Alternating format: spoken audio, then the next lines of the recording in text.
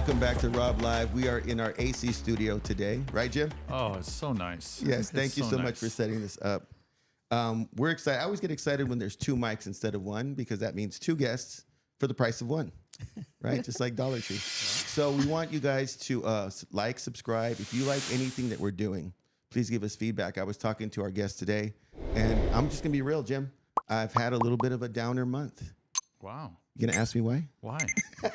Tell me why. Let me get to it. You're like, are you gonna ask me? I'm scripting it out. Jim, ask me. No, guys. Honestly, if I'm being transparent, which I try to be, I'm a little not sad. What's the right word for this, Jim? I wouldn't say disappointed. I You're think not that's disappointed. too heavy. No. Frustrated? Frustrated. Look, they're already helping. Yep. They're off camera. They're already helping. Yeah, I'm a little frustrated at the numbers, and I am very grateful for everyone subscribing because that means you're here right now and you're an active part of this. If you enjoy anything we're doing, do me a favor, share us, like a good secret. Share us out there with all the people you know. And of course, thank you again for all the support. Today, we're bringing a banger, okay? We're going back to the 1990s.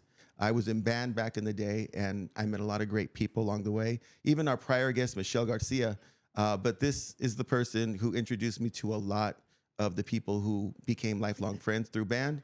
What instrument did you play? I was drumline, baby. We had the hat with the feather in the I know back. you said that. I know you said that, but I just can't see you doing percussion. I don't know. No. Yeah. You know what? I'm going to play the drums live, right? Minerva, I'm going to go live and play the drums if you're watching, Minerva. Shout out to Minerva. But anyway, I want to welcome probably the most highly decorated individuals we've ever had on the show. We have Colonel Andrew M. Garcia and Colonel Stella E.V. Garcia. Welcome to the show. Thank you for having us. Thank you for having us. Yeah, no, thank you guys for coming. Now, you guys, just want to clarify, from Hawaii, right? We're coming from Hawaii? Yes. That was our last assignment. Mahalo? Is That's that right. right? That's right. Shaka. Okay. So I didn't know pigeon was a thing. Yes. Right? Yes. But then I went to Menlo College, and like 50% of our population was, from Hawaii. And they started saying words like, I don't know, we'll do the test. Pilau. You guys know pilau? It's like it doesn't smell or taste good. Oh. Like, ooh, that liver's pilau, bruh. Bruh was first. Yes. Now the kids brought it back, but back then it was bruh. And then I thought everyone was related. Jim, I don't know if you've been around Hawaiians before, but it's brother and uncle and auntie. And I was like, are you guys all related? No, it's like, and they try to break it down like Hawaii, it's a family. Well, have you seen that? Have you seen that Joe Coy comedy? Yes. Where he said, never ask for directions in Hawaii because you turn down the street of Absolutely. La la la la. Yeah. Our population was so large, Menlo of Hawaiians, that we have a luau every year. They still do it. Luau's. Wow. And that's where I learned, a lot of the culture and the spam with the rice. Musubi. Is that what it's called? Oh yeah, you go hiking and that's a protein bar. Is that what we call it? Is that the protein power bar? One of the things that I always use as a measurement, just because it's familiar to me, is McDonald's. So if you're from like England, right, I'll be like, well, what do you guys have on your McDonald's menu? That's true. Yeah. And they told me they have rice and spam. Yes. And is that real? It's real. Oh, man. 100%. I've been there a few times, but not like what's Waikiki, Honolulu? Yes. What's that? What island is that? Oahu. Oahu. Mm-hmm. I've been to the Big Island. Oh, okay, that's nice too. And I've been there twice, but I haven't really spent any time anywhere else. So I've learned a little bit. Where do you guys live? We lived in Oahu. Right. That's where the base was, but we were able to visit a lot of the other islands as well, like Kauai and Maui and Lanai and Molokai was the smallest. Yeah. So we were there a total of 5 years. Okay. The first 3 years we lived off base downtown, a little condo, which was real nice. And then as we got promoted up, we had to move on base for the last 2 years. So a good perspective of living on and off base, but getting to know the people. Worked with a lot of Hawaiians. My group specifically was aircraft maintenance, and we had a lot of Air National Guard members as part of our team. Yes. And so getting to work with them every day, it's just, you fall in love with the culture. It's a unique culture in the way that, they're warriors. Yeah. A warrior spirit, but they are also the nicest people ever. That's Yes, what I found to very be, my time at the school. So I want to take a step back. Air Force, obviously, is the branch. 1990, 1991 is when you started, right? Yes. Can you both share your decision to get into the military and what that was based off of? Okay, so I grew up in New Mexico, a lot of little towns. Oh, okay. Throughout my childhood, and my freshman year, I went to high school in Albuquerque, so big city. Yes. You know, most people know it for Breaking Bad. I Unfortunately, just that's went there. our claim to fame. Did you do the Breaking Bad tour? Aquarium. There was an aquarium. Oh yes, yeah. And there's like this hotel restaurant that's supposedly haunted in the downtown area. I don't know if you know that one. I don't know why we chase the paranormal, right? Jim? I love it. Hey, I love paranormal. Yeah, Yes. you're gonna find it out there. Yeah, Breaking Bad. Yeah. Yeah. So it was a big culture shock my freshman year. You know, moved to Albuquerque. You know, that was a big city for the most part. I was in little rural towns in New Mexico, mostly Hispanic and white people. And then now I get to the big city, and it got all the different races, Diversity. And, yeah, it was a huge shock to the system. But long story short, you know, grew up single mom. Okay. My mom was she had some jobs here and there, but never really anything steady. A lot of time living on welfare, living on projects there within the state of New Mexico. And I had an older brother, 4 years older. And then my freshman year, she gave birth to my sister. So 14 years difference. Yes. So I felt a lot of pressure on me to help take care of the family, and not really knowing much about college and how to get into college and how much college would cost. I knew I had to do something different. I knew I had to get out of Albuquerque because I probably would have gone down the wrong track. So the military was always like my number one option, just not really knowing what service. Yes. Fortunately, I had a cousin that was in the Marine Corps, and he talked to me and he said, you know, you're very smart. You know, you can go to the Air Force and get a job where you can get out and make good money. And he goes, I'm in the Marine Corps. He retired as a gunnery sergeant. He worked munitions. He goes, but you know, I work on bombs. That's my skill. He goes, go in the Air Force and try it out. I didn't really listen to him. I talked to the Army. I'd actually applied for a Navy program, which I didn't know much about, but I accidentally got accepted to go to their prep school for the academy. And as I started to know more about the program, I went to the local university, UNM, Go Lobos, and I talked to people in the program, and they were all going to be nuclear sub engineers. And I started thinking about it. Here I was, 18 years old, and I'm looking at my life in the future, and it's like, I'm going to give up a year to go to the prep school. If I do well enough, I'll go 4 years in the academy or ROTC, and then I'll owe the Navy another 6 years. So I'm 18 years old. I might be signing 11 years of my life away, and I might be on a submarine. And that's just not me. Yeah. You know, New Mexico's kind of like landlocked. There's not a whole lot of water. And so I actually had to write my congressman and had to pull myself out of the program. Oh, wow. Because I just didn't want that. And I ended up signing with the Air Force, put open mechanical. You test for what your skill sets are. And I liked working with my hands. And I got picked up to be an aircraft mechanic. And where were you based out of your first? So my first assignment was just up north in Travis Air Force Base, right outside of Fairfield. Okay. And I was there 10 years. I was there until I got my commission. We called it Alcatraz because it was we couldn't get out of there. Even once we got together and got married, like we could not get out of there. The Air Force would not move us. But once you get your commission, you become an officer, you have to move somewhere else. So that was our. So Alcatraz to Hawaii. No, Alcatraz. Yeah, there was 11 assignments in between there. Oh, okay. Well, we'll go with that. Yeah. So Stella, your first inkling of maybe going to the military. I want to say this. I knew you all 4 years of high school. We were in band together. And I don't once recall you ever discussing the military. Actually, we never really discussed our plans. I was like, what was happening at school? But I was surprised to hear that that's the path you had taken because the girlies had told me about it when we ran into each other later. But I'm glad you did.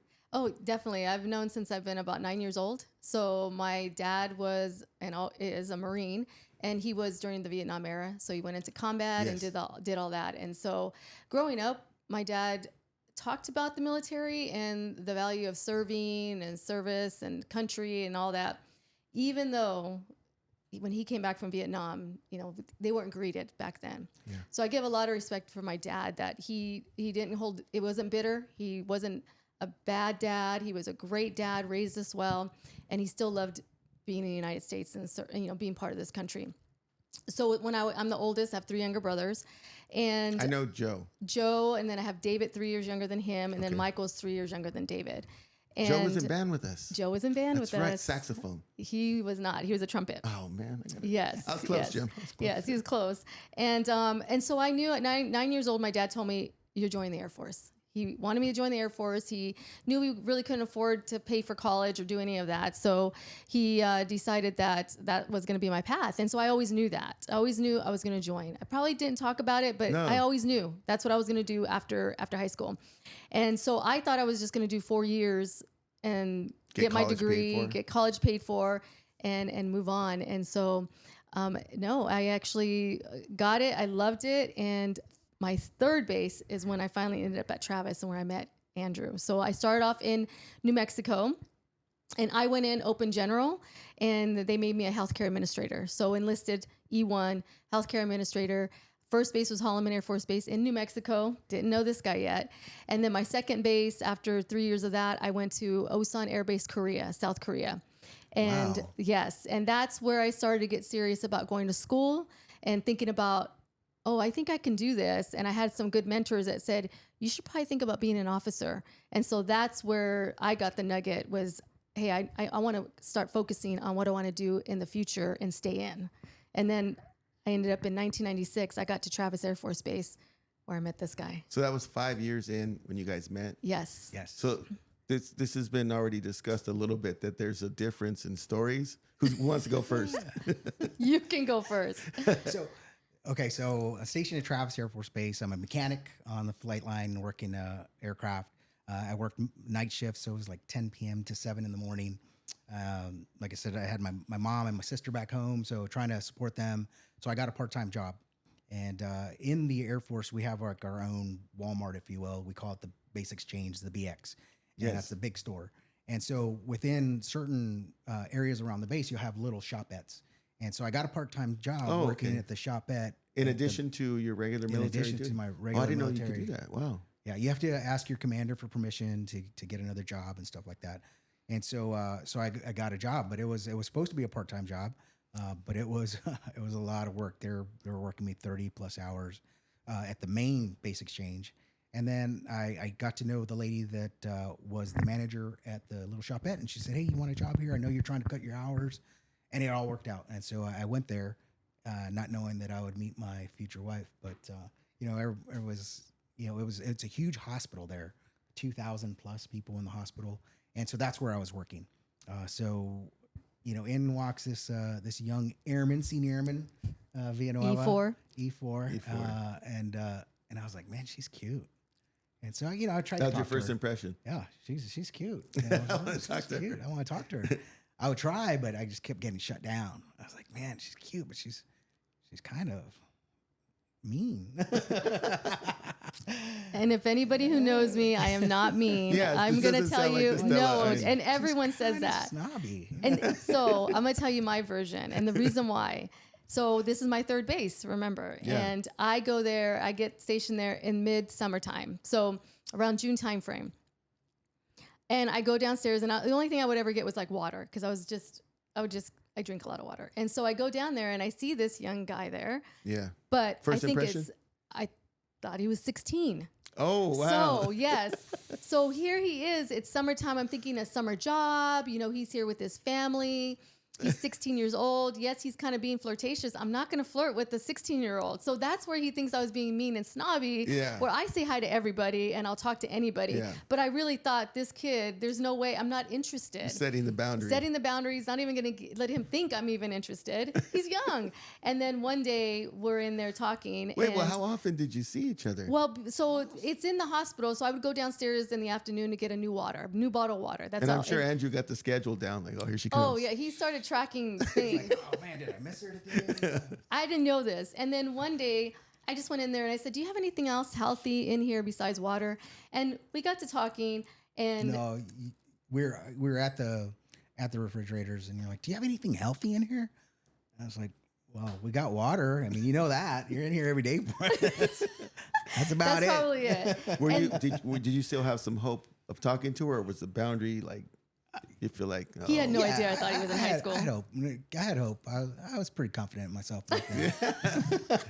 But once we started talking, he said he was from New Mexico. And I said, oh, my first base was Holloman, New Mexico.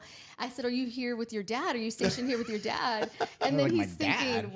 what? And I carded him. I said, Yeah. no, show me your ID. wow. I had to Yes. show her my military. And he ID. was E4. And I was like, well, I don't date airmen, right? I was being funny. Yeah. And he's like, well, I'm a staff sergeant select. I'm an E5 select. And I was like, okay. I'm about to outrank you.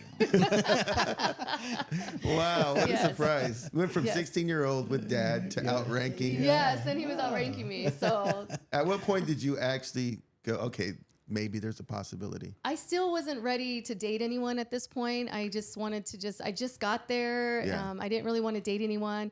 So my friend said, hey, I told him that, but he just wants to take you to the movies. And I was like, does he realize that I don't want to date? And she goes, yes, he knows that. I didn't realize that. No. So we went to the movies. What was your first movie? The Chamber. The Chamber. The Chamber. Which- I don't remember that one. You don't remember that, huh? It was in Who's in it? 1996. Gene Hackman. Gene Hackman. Mm-hmm. Military movie? It's not a romantic movie at all. No. It's about the gas chamber. Oh my God. You guys ever Hey, watch it? we were limited on what we had to go watch. But he didn't realize that I grew up in a household where you watch a movie and no one talks and you just watch a movie. And he's Oh, trying to talk to me. I'm like, no, Yeah. no. This is That's gonna why work. I think like movies, Jim, what do you think about this? Movies are kind of a tough first date because, right? I wish I had known that. Like, my friend me Leo, who's a cop, when I told him, I took her to the movie, he's like, what are you doing? You can't talk at the movies. I go, I can. It's like, no, that was terrible. I feel like first the date. new one's coffee, right? Is that the new one? Like, oh, let's think so, Because a lot yes. of conversation. Yes. And then the next day he asked me to go dancing in San Francisco with him and some friends. And we went dancing and Wait, where's Travis? it's between Sacramento and San Francisco. Oh, it's so you're right near off the of Bay. 80. You're near a Bay. lot of stuff. Mm-hmm. I was thinking like Mojave in my Oh head. no, no. it was nice. And Okay. we went dancing. That was the, that Do was you remember the club? Because I used to live out there. Oh, I don't Was remember it the Sound club, but Factory? It might have been. Yes, because there was Sound three Factory. different It was multiple levels. Yep, levels. that's where we went. There at the They Sound. had, I think oh man. You were probably there when we were there. If I had, I probably had a polka dot shirt on. So you guys went out dancing. Yeah. There you Which go. is her thing. She loves music. Yeah. She loves to dance. I didn't know that. So Did you guys have like a first dance song that reminds you of her? No, not really. He just went and did a That smooth girl is operation thing, poison. and he's like, "Do you want some gum?" And I said, "Sure." And then he did the. I just kind of followed in with the kiss. Oh, Yes. can we Never get a tried round of that Yes. applause move for that one? before. I Where was just like, Andrew when I needed some put the coaching? gum and just kept going for it and didn't get pushed away. I And was we've like, been together Nice. ever since. So that night, We you became guys a were like, couple. we're together. We're a couple. Well, we were dating, but we weren't dating anybody else. And Yeah. then we became official, like 1 November of 1996. Now, some couples you just kind of know. Others actually have like a conversation, right? Do you guys have the actual, hey, I want to be committed. You're my We did. girlfriend. It was that day because it was around in mid-September to about that time where we were Yeah. just seeing each other, but just, not really making it official until that Halloween. We were in San Francisco. We went dancing again on yeah. Halloween night. And then that morning going home, that's when he asked me. And I said, absolutely. And we've been together ever since. Oh my God, that's a Yes. beautiful story. Thank you. So now that you guys were a couple, were there any like plans like, hey, I want to, this is how far I'm trying to go. How far are you trying to go? And were there strategy conversations? Yes. So we used to love to enjoy going rollerblading in San Francisco. Oh man, that sounds and fun. on the pier. Yeah, over there by Yeah, the pier. Pier 39. And we remember sitting on a bench discussing our future. We weren't married, engaged, or anything yet, Yeah. but we were just talking about what our goals were in life. And that's when I told him that my goal was to get a degree and become an officer. Yeah, that was not my goal at the time. And a lot of it was not really understanding, the difference. So in the military, you've got your enlisted corps, which you can come in right out of high school. You're more a tactician. You're doing the job. And then you have your officer corps. And to be an officer in the Air Force anyway, you have to have a minimum of bachelor's degree. You have to apply for it. You get boarded for it. And then you move up. And that's a leadership track. So you have to go to college in conjunction with your you job. need a minimum of bachelor's Wow. degree to That's do a that. lot of work. I was It on the was. 10-year plan for my degree. So I was going to school because I started looking at, other enlisted leaders that had made the highest rank of chief. And I noticed they had degrees. And so I said, the Air Force is going to help pay for my degree. Why not go to school? So I was taking classes, but nothing really for, a degree set. Is there a campus on? Well, so site, or is they'll it have online? like Embry-Riddle. If you've heard of Embry-Riddle, it's an aeronautical university. I think so. They have Yeah. satellite campuses on there. Oh, okay. University of Maryland. There's some Yes. other ones, and then University of Phoenix. Yeah, Yes. University of Phoenix. So they have some classes on each base, any military base. And so I started taking classes, and then I met her, and then we got married. And I still wasn't, I was like, I want to be a chief. I want to go E9. to the E9 in the enlisted ranks. That was my goal. And but a lot of it was because self doubt and not really understanding. So I actually had a commander, Lieutenant Colonel Moncrief. He was my squadron commander, and I was an NCO staff sergeant at the time. So those are really the worker bees. Your senior airmen, staff sergeants. Those are the ones. Whatever job you're doing, they're the ones actually doing it. After that, you just kind of move into management and you're overseeing. Yeah. And so I thought I was hot shit. My commander calls me in. He's like, I was talking to your wife. I think it was at a holiday party. And she mentioned she wanted to be an officer. I said, oh, yes, sir. She's going to school. She wants to be an officer. He goes, I've never heard you mention that. And I said, because I'm not planning to do that.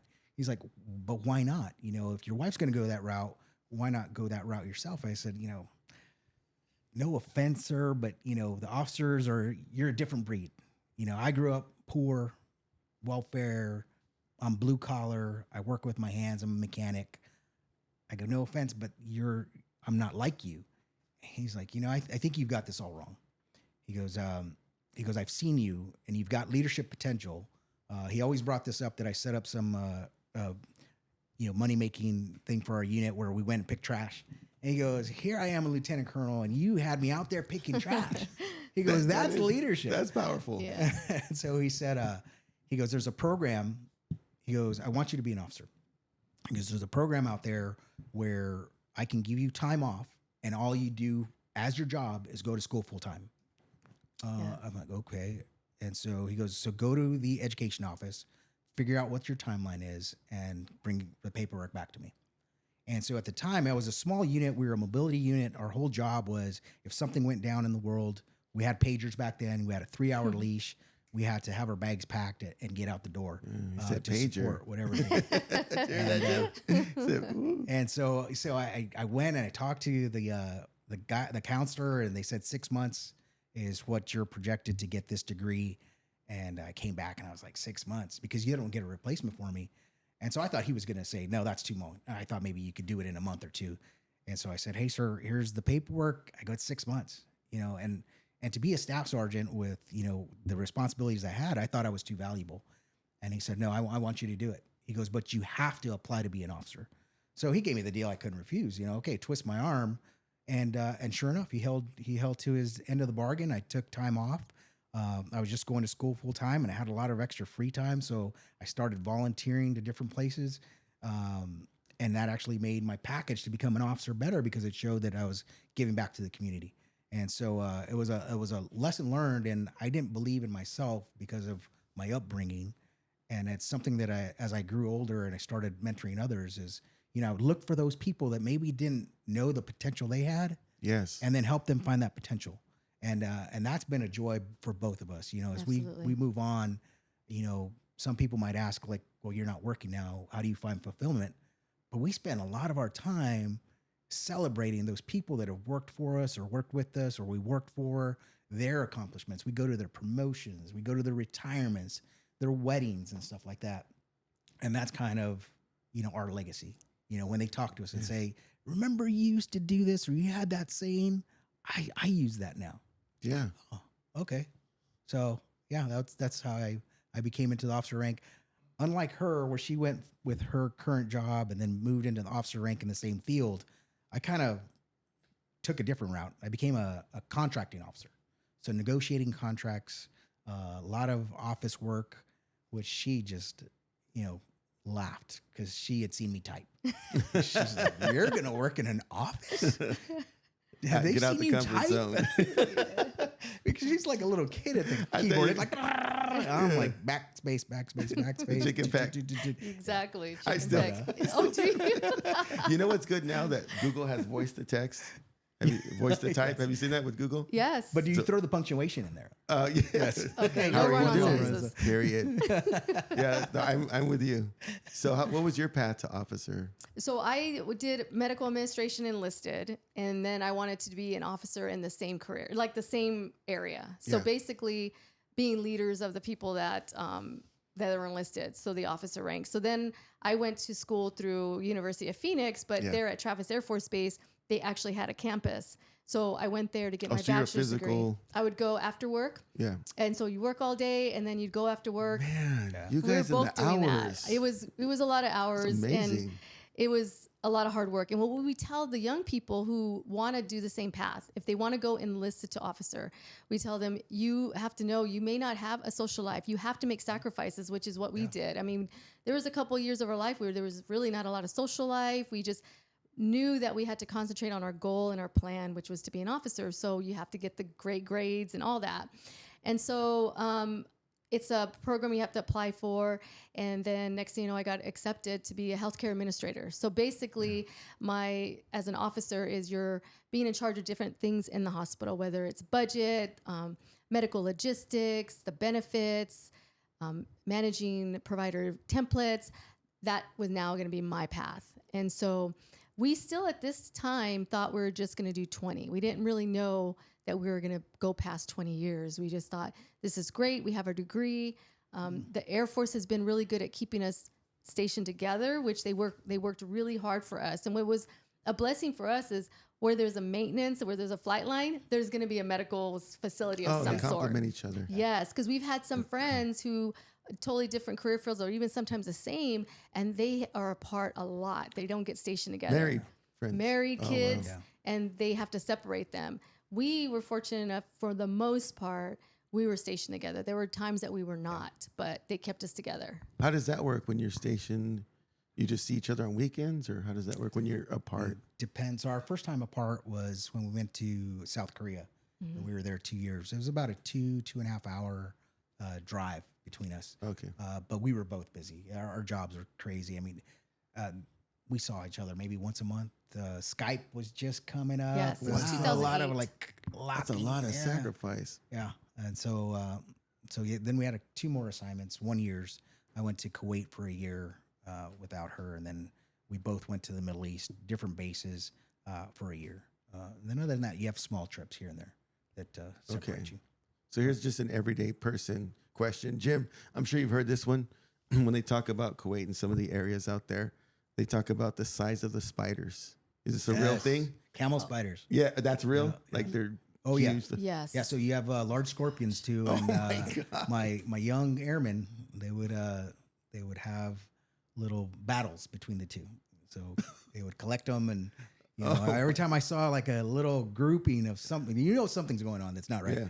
And sometimes they'd be making them fight each other and stuff like that. But they will run after you.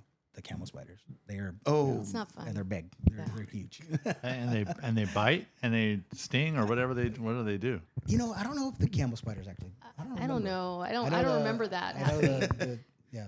I just Stay know it was away. scary looking. I've seen pictures of them on Yeah. the tree, and it's like they're 2 feet big, and you're like, what the heck? Oh yeah, you see some interesting stuff around the world. When I look at the accomplishments, so audience, they sent me a list, right? And it's like pages of all the things that you guys have accomplished. Both of you have a huge biography. And there's two things that I think of when I see this accomplishment list. I see discipline and consistency, two very valuable skills that a lot of people have trouble mastering. Jim, the one thing I can say is going really well for us. We've been consistent in putting out episodes. Yes. But again, it's a lot of hard work.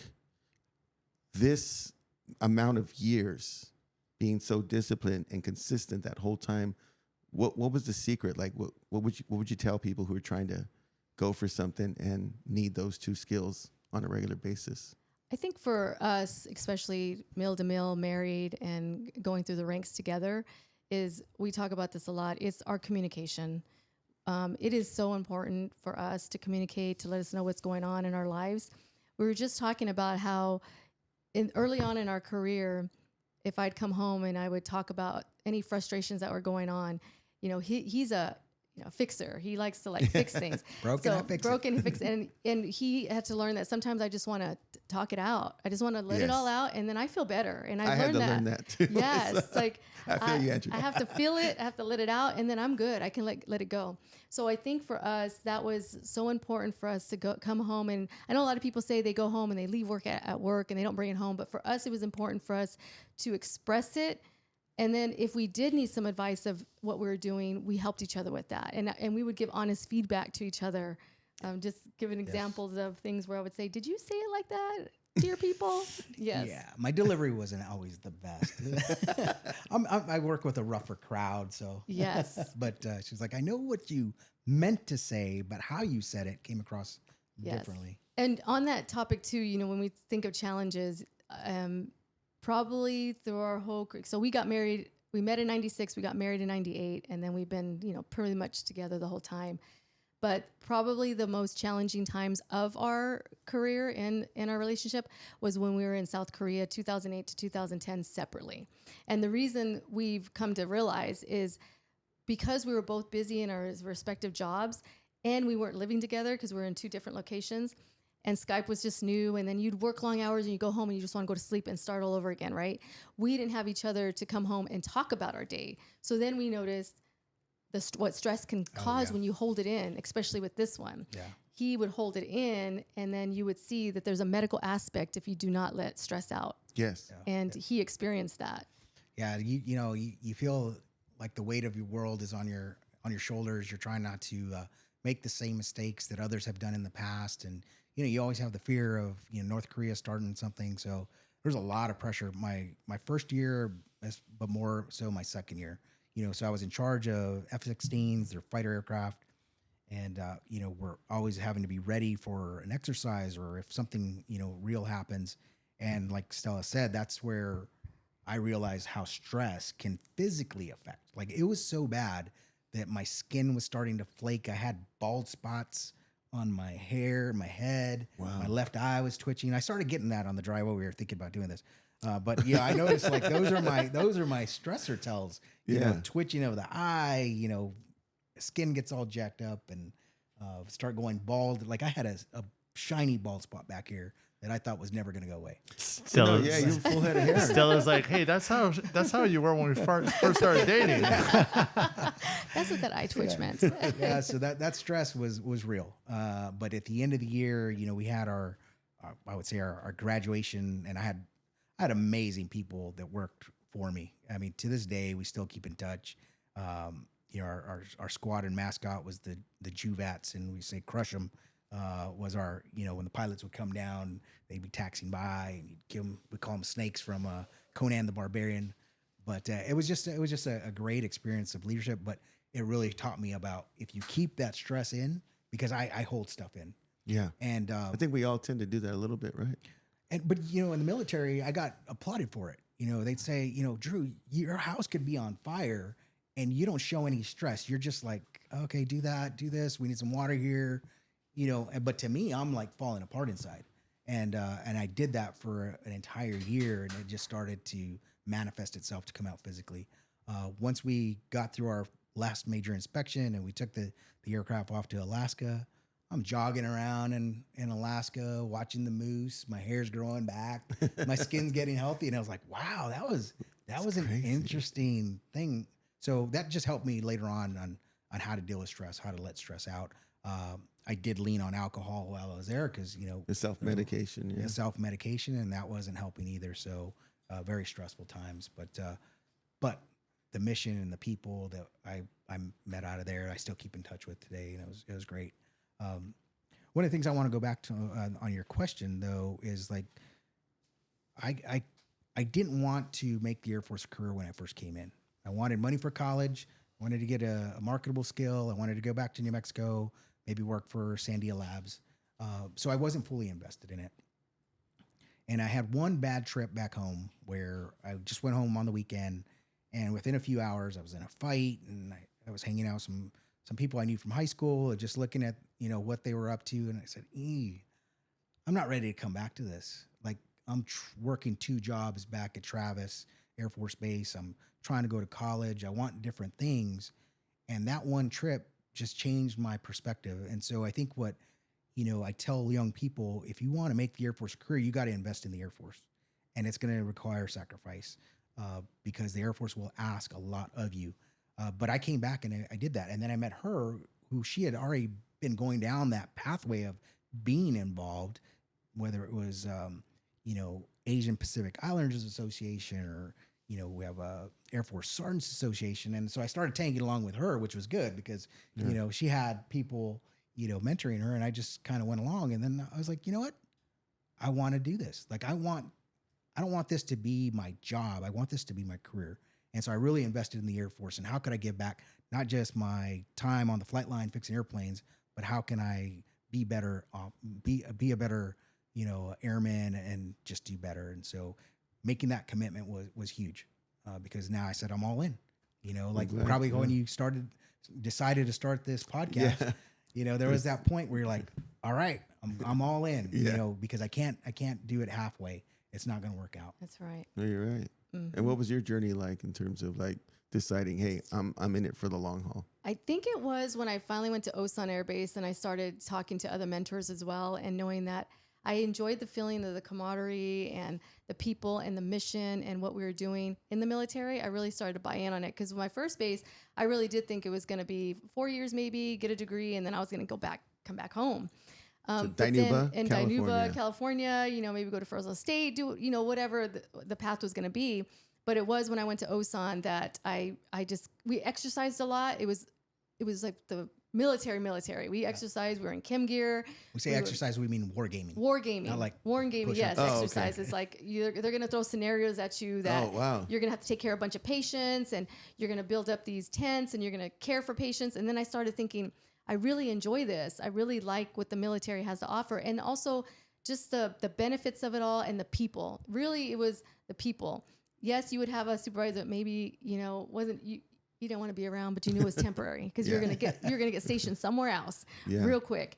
And so I just had really good mentors that really helped me. And when you said Asian Pacific Islanders Association, you may or may not know this, but my mom was half Filipina, half Mexican, and my dad's Mexican. We're learning all new Stella facts here. So we had it all wrong. Yeah. So the Asian community always accepted me. They're like, "Oh, you're fourth Filipina. You're going to be part of us." And so a lot of volunteer work also was very gratifying for me. I enjoyed giving more than just going to work and going home and doing that. It was just a really good path for me. I want to ask you guys about this because I experienced, once you leave your hometown, there's you obviously are changing. Your relationship with the people back home is also, transforming into something else. How did being gone so long affect your family and friendships back home? Were they stronger? Were they less? Were you feel less connected? Like, what happened there? So it was an interesting transition my first 4 or 5 years because, New Mexico, at the time, same as you, high school, we're listening to Bobby Brown. And, I was more of a rocker. I started out Ozzy and, Metallica, and then got into, the R&B and stuff. And then so I went to the Air Force, and, up in Northern California, you got the radio stations, playing awesome mixes, and KMEL. I kind of like my style kind of went more 90210-ish, like a little bit baggier pants, maybe some Birkenstocks. Well, what's happening back in Albuquerque is everybody's going into the country route. That's when Garth Brooks started getting big and all them. So now I go back, to hang out with my friends, and we're just like, what happened to you? What happened to you? Like we had just, it was so different. But it was great. I think, you grow apart from people that are not like you. In alignment. Exactly. Social media has changed that where now I'm connected with people that I kind of knew in high school, but now they cherish and they love watching us move around, and Stella will say, "Oh, who's this person?" I'm like, I didn't really hang out with them, but we're great friends on Facebook now. That's how I feel about you guys. Yeah, I feel actually close to you, and we haven't seen each other in over 20 years, but just following your journey. That's the beauty. That's the good side, right? Yeah. And there's also that toxic side where we throw people's business out there, right? I know. And I'm just like, oh, why would you put that out there? That's a not social media, right? Moment. So, but I followed your journey. You guys see a lot of hiking. exploring places, and then the actual retirement. But I remember the first time that I read the title Colonel. It was so inspiring to me because I knew you. We grew up together, and to see you, you know, it was like, all right, you know, I want to step it up too, you know. Wow. So, and then to, you know, learning about you, Andrew. I know this is weird because it's the first time We know each other, but we don't know each other. It's weird, right? Because I feel like I know you, but it's like first time person, and just following you and watching that happen together, you know, it's a beautiful thing. It is. And I was like, when can I get him in the studio? Honestly, I was really thinking that. Like, it's one of my first lists that I made of guests. Jim has a list. A lot of his is media related. So he'll get us like, you know, the anchor. We just had an anchor in here. I saw that, yes. That's all Jim. Mine is mainly based off of my social media contacts. And you guys were one of the first on my list from like a year ago, 2 years ago. I remember that, yes. So this is kind of a dream come true for me. I think for us too is we've really supported each other through our careers and helped each other through whatever we were gonna go after, whatever our goals were. We've always really been supportive, and I appreciate that because I think that's helped us get as far as we have is because of that support and that love that we do share with each other. And you know, he's gotten to know my family and my friends, and even for, like, to answer your question about what it was like coming home, I really appreciated my core friends. I know there was the girlies. There was 10 of us. Not all 10 have kept in touch. There's been a couple that haven't. But for the most part, I always enjoyed coming back home and being able to hang out with them. Yeah. And they've always been so supportive of my career. Always. You know, back then it wasn't social media, but people would hear things about, you know, what I was doing in the military. Yes.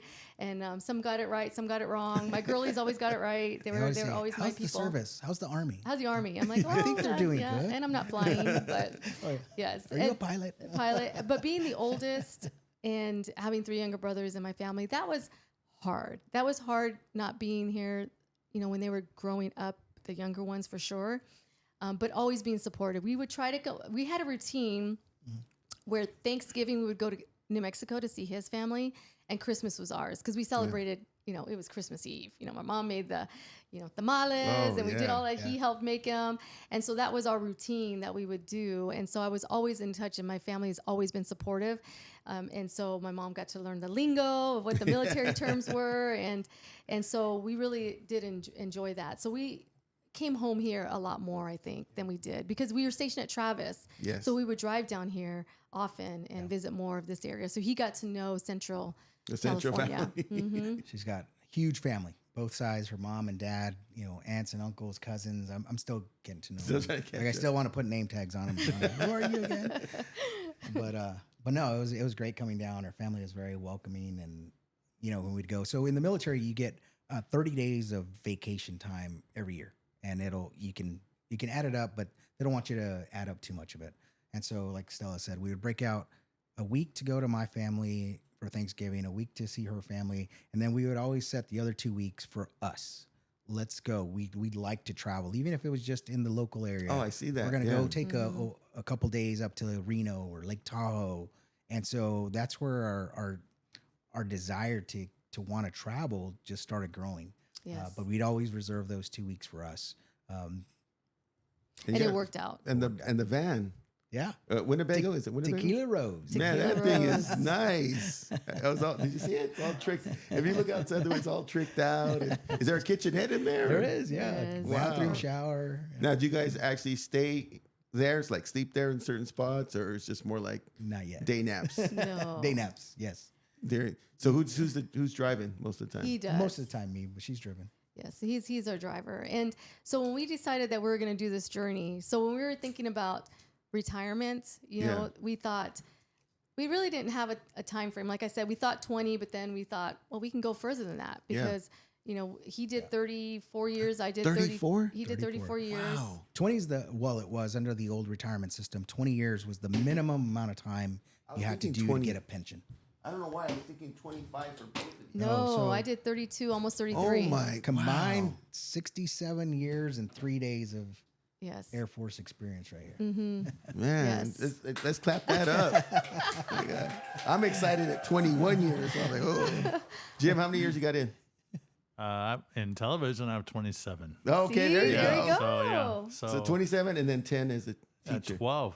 I'm 12. 12 This is my years. 12th year. I'm Man, starting. time Nice. flies. Yeah. It does. And it did for us. And I think we really did enjoy it, especially when we became an officer and you get into these leadership roles. We really enjoyed our jobs. There were stressful times for sure. Yeah. Taking care of people is tough. Yes. Taking care of things that come up is tough. You know, Putting out the fires. putting out the fires, people's Every single day. lives. When you become a commander, some people are just not meant for the military. So some you have to discharge, and it's on your shoulders, right? You man, got to make yeah. these decisions, and but you got to do what's right for the bigger, Air Force. Yeah. And so some people just aren't meant for it. So you have that on your thinking. Did I make the right decision? You have people who've passed. There's just all these different things that happen in the military. But for the most part, we really enjoyed it. And because it was because of the people. We enjoy getting to know people, helping people. They inspired us. I mean, right before we retired, he was the maintenance group commander. I was the medical group commander. And we did a lot. Our last Which is kind 2 of years. unheard of. So when you look at an Air Force wing, it's kind of like its own city. And so you've got the wing commander that's in charge of maybe the mayor of the city. And then you've got, in ours, in most bases, you've got 4 groups. So 4 colonels. You've got their maintenance, you've got medical, you've got your support, and then you've got your operations. So your operations are your pilots, your flyers, and that's it. So, when we got to that point, which, it's still like a dream that we were even there, because that seems so far to attain. But, we're 2 of the 4 colonels that are helping run the wing with our boss and her assistant. And so we've never seen that ourselves in our time in the Air Force. I've heard people say, oh, there has to have been, but I don't know of anybody else that has ever made it to that point where we got to serve together and we're such a good team together. And, I feel that right now, just interacting with you guys. Before we end this, I want to ask you guys, all these years of leadership and guiding, inspiring people, what would be like 2 or 3 very valuable tips that you would give to someone who's an aspiring leader, whether it be military, education? You want to go? go for it. So one of the things that we talk about a lot is people who come to us and they tell us what their dream is. Yes. Whatever it is, whether it be in the military, outside the military, is that you can dream all day long, but you've got to put a plan together. You have to have a goal of what it's going to take to get there, and then you got to map it out, and then you got to go do it. There's so many people that we've had come to us, and they say they want to be an officer, but they want us to walk every step for them. That's not how it works. You got to do some of the legwork, because then that shows how passionate you really want it. And so I think for us is getting people to understand that if you really want something different in your life, then you've got to plan it out and stop dreaming. Stop dreaming, start planning. Start planning. Bumper sticker. We talk about bumper sticker. Yep. And in a way, that was kind of our litmus test for somebody who said they wanted to be an officer. What's your plan? Yeah. So, okay. So what have you done? Well, I came to you. Well, all the information's out there. You got to go do it, because, when you have an officer, you need somebody who can lead on their own and make decisions. And so, I always look at it as if they came and said, I want to be an officer. And I told them, okay, here's all the stuff you got to go do. And then I'll come back. Like, okay, maybe they weren't ready to be an officer because they wanted somebody to tell them what to do, not figure out what to do so they can tell other people what to do. So, But I will say, Rob, you have been an inspiration for us. So no matter what your age is, right? Like, we're doing something different, and we retired, and our plan was we're going to travel for 5 years, right? We're going to travel for 5 or 6 years, and then eventually go somewhere and settle down. But then my husband, because he's the creative, my husband is so creative. He thought about, well, why don't we do a podcast, or why don't we start tracking all the places we're going to and make something of it? Yes, vlog. Well, you have been a huge inspiration, and that's why we are making a plan of how we're going to do it. yes. But it took talking to you and just kind of picking your brain, which you're so open to, and helping others, which you have that. You're an educator and you're caring. You've always been a real caring individual. I've always liked that about you. Oh, thank and you took the time to like sit with us and motivate us to just do it. Just get out there and get it done. So we thank you so much. Hear that, Jim? I motivated some colonels. You like that? You did. You really did. Yeah. No, you know, the other part to that, which is it's hard. And as you leaders, you know this, you have to recognize the whole picture, right? So when we look at the angles, the editing, the music, the lighting, the visuals, right? A lot of people, they don't see the guy behind the table, right? And I got a compliment the other day. I was going to share it later, Jim, but let's do it on camera. I showed somebody our latest episode. You know what the number one comment was? Great production value. And I was like, I told them I have zero to do with that. I do nothing. I've never touched that board. Have I ever touched that board? No. You're afraid of it. Yeah. I'm afraid of it. So yeah, no, the partnership Yeah. is inspiring to see you guys. And I can't wait for the podcast. I'll be your first subscriber. Yeah. Yeah. Do we have a title yet or So we established our LLC last week. So Two Eagles LLC. Eagles being our rank, you know, as a colonel rank. And so we got that established and going through all the process of getting our bank account set up, and then our format as far as we're looking at two different aspects. One's a podcast where we just talk to people about everything. And then another one where we're doing content creation on all our travels. We're looking at, developing a YouTube where we can talk to people about, hey, here's all the places we go. And here's how we went. Here's what we saw. Here's the restaurants we went to. Here's the hotels we stayed at. Here's what we liked. Here's what we didn't like. Here's what it's like traveling in a van. And I think that would be, helpful to others. And I think, when we talk about our niche, it's not really the young kid out of high school that's going and getting a van and traveling all over. We're retired professionals. We like having comfort. We like certain things a certain way. We're going to be doing this 5-6 years. Here's how we're doing it. So we hope there's an audience out there for it. If nothing else, our friends and family, I mean, they've always enjoyed our social media posts because, they get to see some places that they would never have traveled to before. So no, I've literally learned new places watching your travels, even the Hawaii stuff early on. Yeah, that was a great assignment for sure. So, how long are you in California for? We depart on next Monday. Yeah. We're going to take off. We're going to take my nephew and niece to London. Wow. To Not your London. Not Not your my London. London. Well, we could take him by there. We can take them by there. Compare and contrast. Maybe that'll be our first episode. That. I had to compare. I had a friend from London, and I took kids, a group of kids for school to London, England. Oh, wow. And so when I would talk to them over there, like, where are you from? I'm like, I'm from London. No, you're not, mate.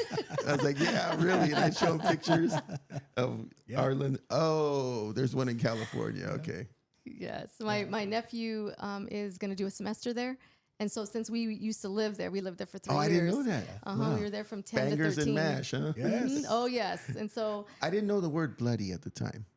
I didn't know what it meant, right? When I first met British people and they were using it, and I was like is this like an assault or like, oh, bloody hell? Yeah. Oh my God. yes. So we'll do that and then we'll come back and then we'll start traveling again. But so we're going to do that for 10 days. And then we're going to go to Dublin for 4 days. Wow. Because we're Steelers fans. Oh, and the Steelers are playing the Vikings. In Dublin? In Dublin. Oh, wow. So perfect timing. Perfect. The terrible towel. Exactly. All that. They won today. Did they? Nice. Good job. Well, I want to try to pre-commit this if we can get it. Can we get you guys to come back? Oh, definitely. Absolutely. Definitely. So I would like, once you start the podcast, to come back and talk about the podcast and things you guys are doing. And then we could put the link on there and promote what you're doing. Okay, we'll Continue to help each other. We do have a little gift for you before we close. Oh, what? Yes. Okay. So we like gifts, huh? So as we talked about, Two Eagles exploring. So this is our logo. Oh, this is the logo for you. But thank you. Can we do a close-up, Jim, on that? Look at guys, they already have the logo and the sticker. This will be for the podcast as well? yes. Is this the one on the car? It's on the van. Yeah, I saw on the van. And that then is a awesome. different tradition. We have one more for you. So in the military, we use coins, and a lot of times you'll give your unit coin to somebody else just for thanking them for doing a great job or going above and beyond. And so when we retired, we had a huge team that was helping us, great people helping us with our retirement. And one of the guys that worked for me, he's like, you guys should have a coin. And at first I couldn't visualize it until he put it all together. And so he made us this coin. Everybody who went to our retirement got it. And now as we travel, we'll give them to people like you. What a great idea. So on one Check side, out the branding, Jim. Go. so on one side, it's got, this is mine. And you can see why I looked so young back then. I exfoliated really well. I looked like I was 16. But it's got my enlisted rank. So 1, 2, 3, and 4 stripes. And then on the bottom, it has my officer rank. It has the C-141, which was the first aircraft I ever maintained. And then it's got a wrench and a missile in the middle. And then it's got a C-17 and an F-22 Raptor, which are the last 2 aircraft that I had. On Stella's side, same thing. She's got her basic training photo and her colonel photo. It's got her ranks as well, her officer ranks and her dates of service. And it's got the medical emblem, which is in that. Look at everything has a meaning. Absolutely. Yes. So this one is yours. Hopefully you find a place of honor to put it. And then when we come Jim back, has a display wall. We're gonna frame we'll it. Get one for Jim. We got Yes. more on order.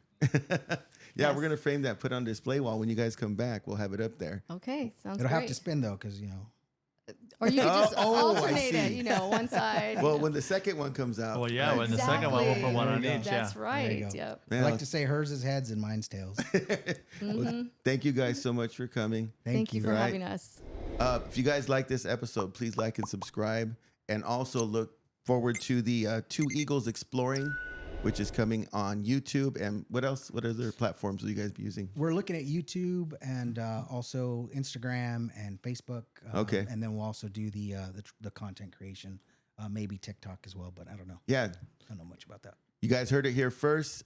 This is Rob, Jim, Colonel Stella Garcia, and Colonel Andrew Garcia saying thank you guys and love, peace, chicken grease. We out.